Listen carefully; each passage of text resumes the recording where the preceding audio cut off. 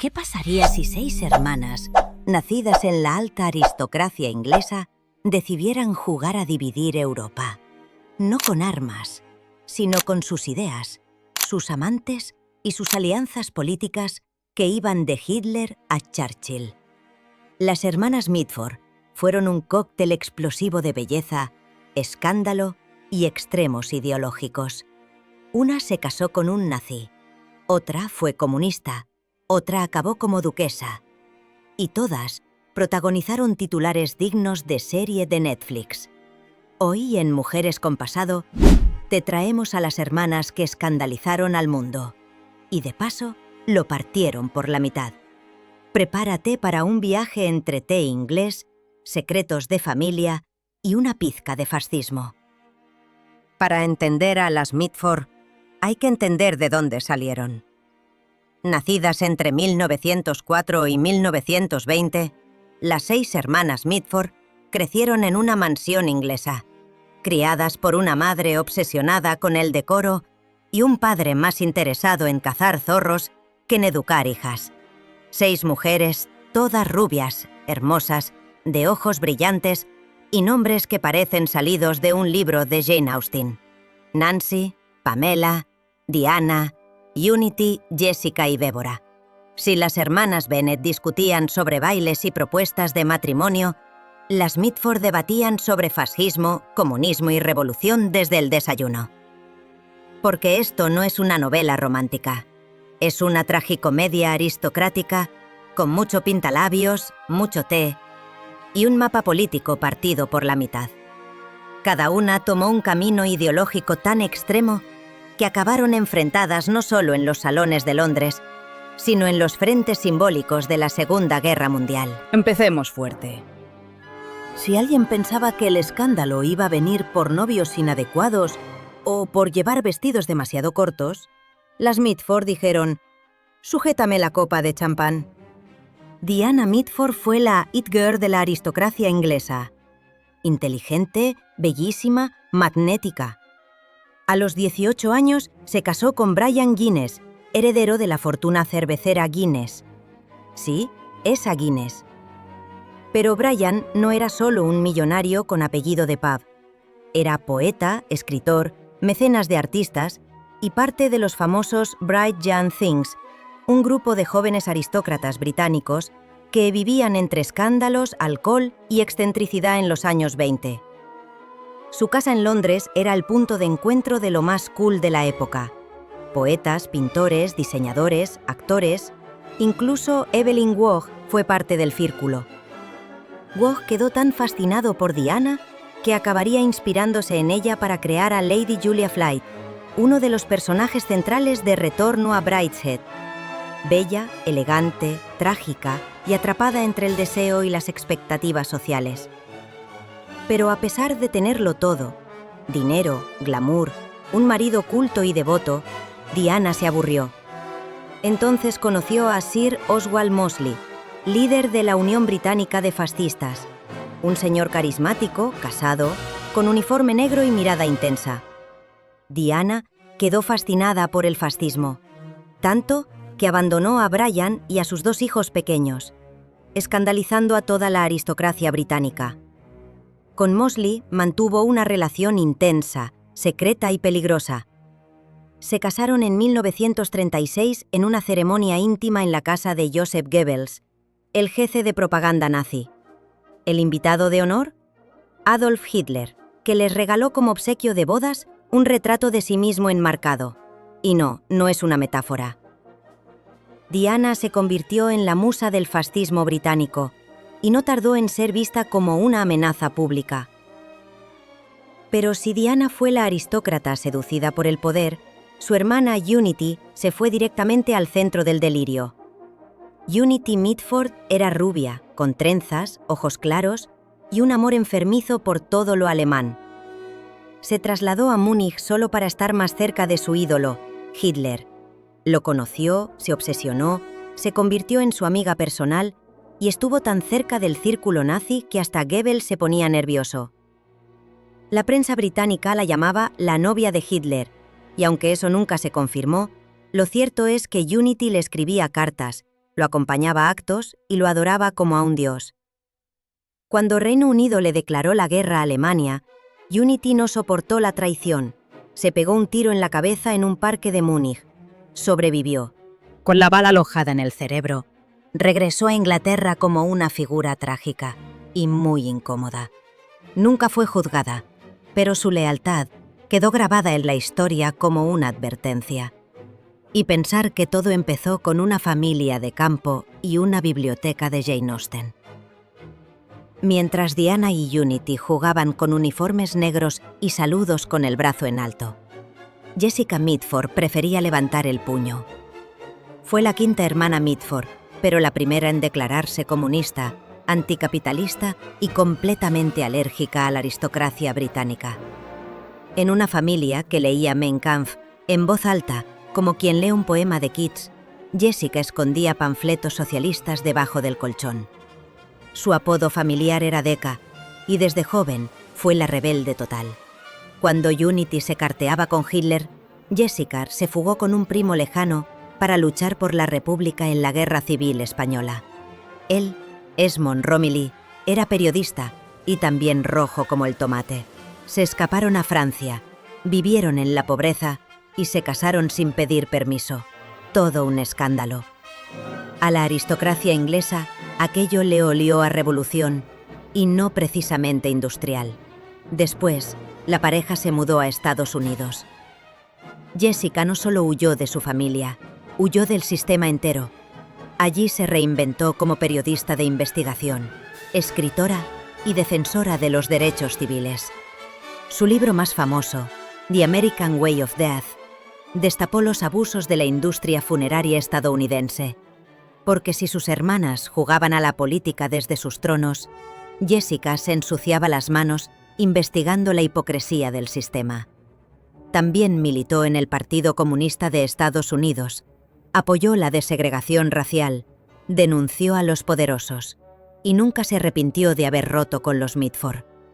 Cuando Diana fue encarcelada durante la guerra por sus lazos con los nazis, Jessica escribió en una carta: «No te deseo ningún daño, pero tampoco te voy a sacar de la cárcel». Sutil como un martillo, pero con un corazón tan comprometido como su ideología.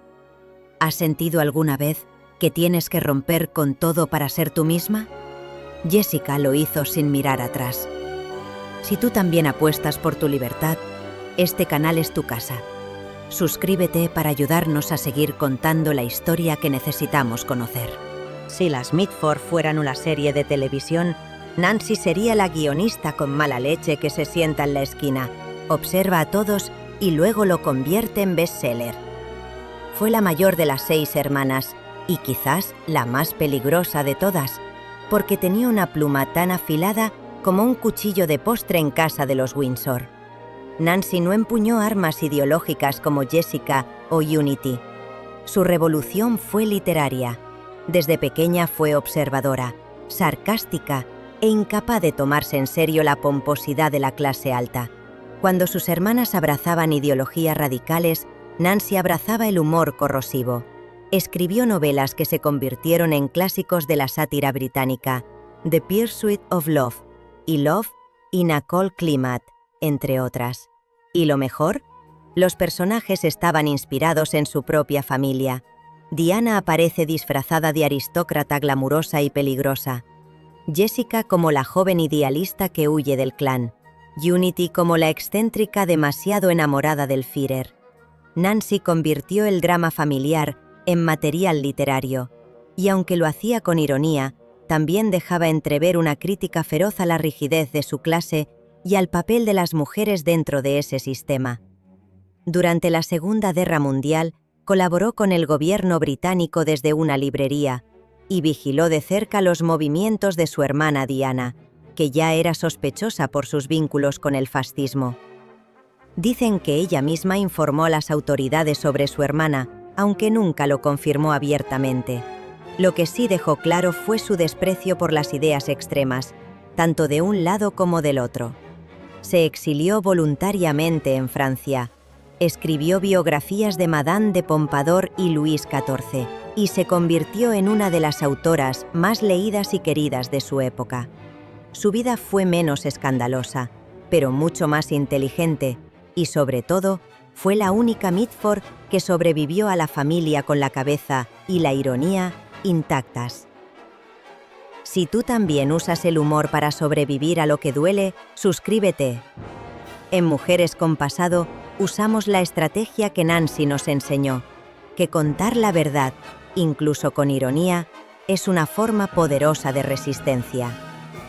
Después de Diana, Unity, Jessica y Nancy, podrías pensar que ya lo has visto todo. Pero aún nos queda Pamela, la segunda hermana Mitford y quizás la más enigmática de todas. Mientras el resto se lanzaba a los brazos del fascismo, del comunismo o de las editoriales, Pamela parecía vivir a otro ritmo.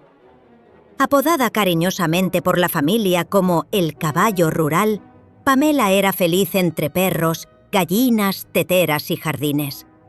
Su gran pasión eran los animales y la vida en el campo.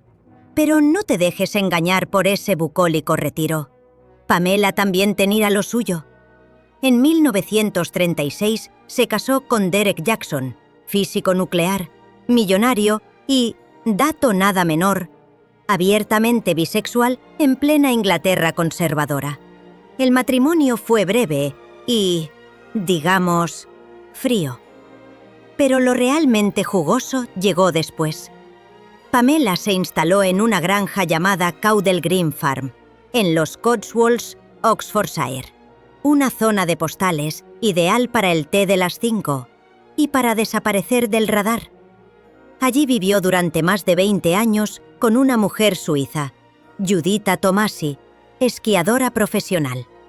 La prensa y la familia la describían como su compañera de casa, pero ya sabes, cuando la aristocracia dice compañera de casa, es cuando tú y yo empezamos a levantar la ceja. En una época donde ser lesbiana podía arruinar reputaciones, Pamela vivió en pareja con una mujer sin esconderse, pero también sin proclamarlo. No necesitó escándalos mediáticos ni manifiestos políticos, simplemente vivió como quiso. Nancy, con su humor venenoso, decía que Pamela tenía tendencias rurales y lésbicas, como si fuera una variedad de lavanda salvaje. Y aunque Pamela nunca habló públicamente de su relación, su vida fue una forma de resistencia discreta, pero radical. Porque no nos engañemos, si Pamela hubiera nacido en otra familia aristocrática, más aburrida y menos explosiva, hoy sería recordada como un escándalo histórico. Pero entre nazis, comunistas y novelistas de lengua afilada, ser una mujer que amaba a otra mujer y vivía feliz en una granja terminó pareciendo la opción tranquila. Entre tanto ruido ideológico, libros afilados y escándalos internacionales, había una hermana que eligió otra estrategia, la del silencio astuto y la acción eficaz. Deborah Mitford, la más joven del clan, parecía la más tranquila, pero fue la que acabó con más poder real entre manos. En 1941 se casó con Andrew Cavendish, un segundo hijo sin demasiadas expectativas. Pero tras la muerte de su hermano en combate, Andrew se convirtió en duque de Devonshire y Deborah en la señora de Chatsworth House, uno de los palacios más impresionantes del Reino Unido. Y como buena Mitford, no iba a quedarse quieta entre tapices y retratos. Cuando la familia se vio al borde de la ruina por un impuesto de sucesiones estratosférico, Deborah tomó las riendas, reformó, abrió las puertas al público, montó tiendas, escribió libros, vendió mermeladas con escudo de armas y convirtió su hogar en una empresa cultural rentable. Lo que para muchos era una humillación, abrir su casa como si fuera un museo, para ella fue visión de futuro. Chatsworth House se convirtió en un símbolo de cómo una mujer puede salvar un linaje con inteligencia y una buena dosis de té caliente. Mientras tanto, criaba 7 hijos, 4 sobrevivieron, y escribía con la misma ironía que su hermana Nancy. Cuando le preguntaron si le dolía tener una hermana nazi y otra comunista, soltó sin despeinarse: «Me afectó más cuando se me inundó el ala oeste». Duquesa, sí, pero Mitford hasta la médula. Hoy, Chatsworth sigue abierta al público y continúa siendo el hogar de su hijo, Peregrine Cavendish, actual duque. ¿Alguna vez tuviste que reinventarte para salvar lo que amas? Cuéntanoslo en los comentarios. Y si algún día vas a Derbyshire, no olvides esto.